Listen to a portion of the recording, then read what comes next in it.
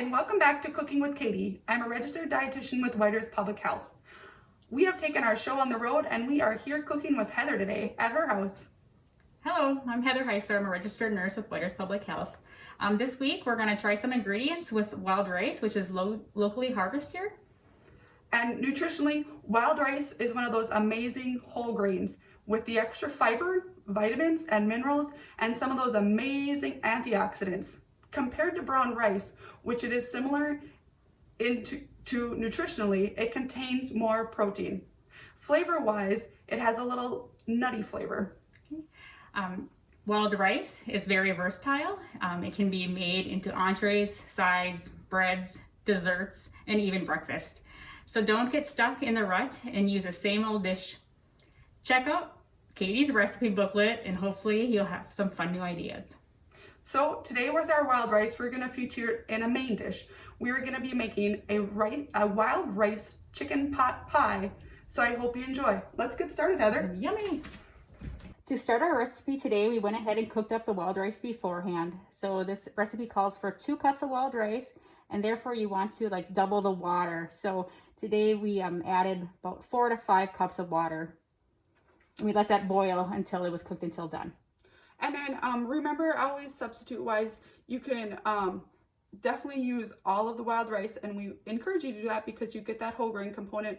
But maybe you are out of wild rice, so and you just have half the amount, you can go ahead and combine some white rice or brown rice to go with it. So just remember to do what works for you while you're cooking and preparing your meal. Now we will start our dish. We heated a skillet, and I'm going to add some extra virgin olive oil or whatever oil that you have on hand.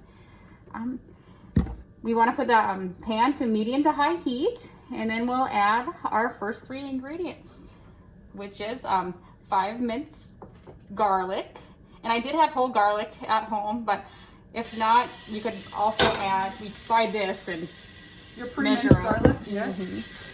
Mm-hmm. And then our carrots. This is 2 carrots that are finely shredded.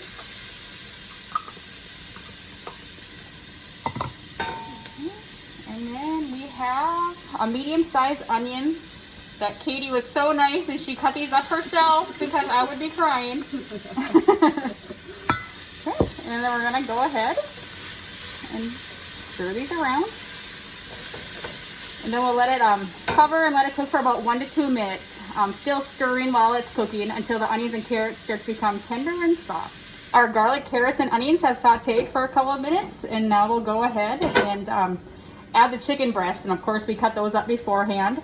The recipe calls for 1 pound, so I use 3 regular size chicken breasts to get that amount. And then we'll season our chicken with a 1/4 teaspoon of salt and a 1/4 teaspoon of pepper. And then while Heather adds the chicken here, just remember picking your protein choice. We did follow the recipe and are going with the chicken, but you can definitely use whatever you might have on hand. You could use like some beef or some beef flank steak that you went ahead and chopped up, like any choice of duck or goose, whatever you might have on hand. You could certainly put some ground beef in here too. That would work. So we'll just let Heather keep stirring that together, and then we will go again and recover it and let it cook probably for about 4 or 5 minutes until our chicken's done. It all kind of depends on the heat of your stove, so just kind of keep an eye on it and stir it occasionally. So there we go.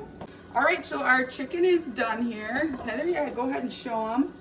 And then next, we are gonna go ahead and add 1 cup of frozen vegetables. And we are using corn today, but any choice and whatever you have on hand will work. So just use what works for you. You can also use a canned vegetable as well. Just remember to drain it and strain it when you add it. We don't need the extra liquid. And then the last part here, we are gonna add we're gonna add our wild rice. So remember, this was 2 cups of wild rice that started. So Heather, tell me a little bit about some of your memories of growing up with wild rice. Oh, we always had wild rice in the house. Like just every fall smelled so good because my dad would go out and harvest the rice, and I would go with him to get it parched and pick it up. And I just love the smell of uncooked wild rice as well as plain wild rice.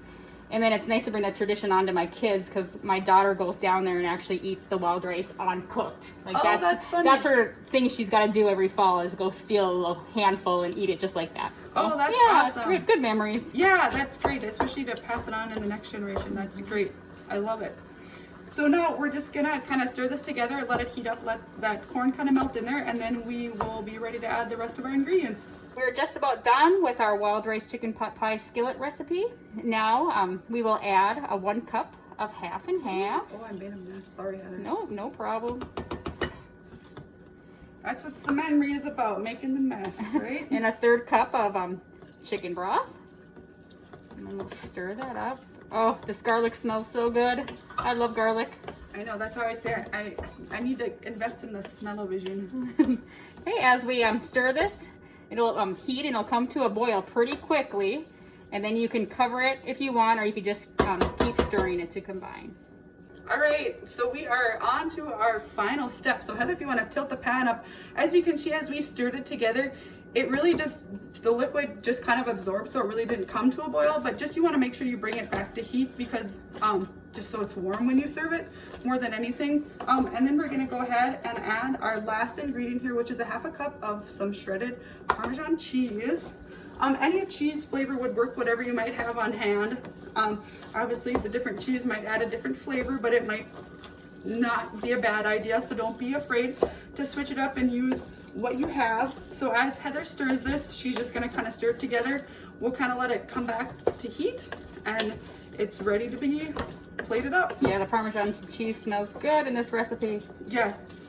Okay, our wild rice pot pie skillet is complete and it looks great and it even smells even better.